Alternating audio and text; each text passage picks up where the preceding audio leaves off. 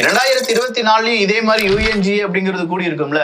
அப்போ என்ன ஜம்மு அண்ட் காஷ்மீர் பாகிஸ்தான் கிட்டே இருந்துச்சு, அப்போ இந்தியா பக்கம் தானே இருந்துச்சு. அந்த நேரம் இந்த எர்டகன் அவர்கள் எதுவுமே பேசலையான்னு கேட்டா எதுவுமே பேசல, மூச்சு கூட விடல. ஜம்மு அண்ட் காஷ்மீர் விஷயத்துல இந்தியா அப்படிங்கிற ஒரு வார்த்தையை அவர் சொல்லவே இல்லை. அதற்கு காரணம் இருந்தது, எப்படியாவது பிரிக்ஸ் நாடுகளுக்குள்ள நாமளும் ஐக்கியமாகி விட வேண்டும் அப்படின்னு சொல்லி துருக்கி நினைச்சாங்க.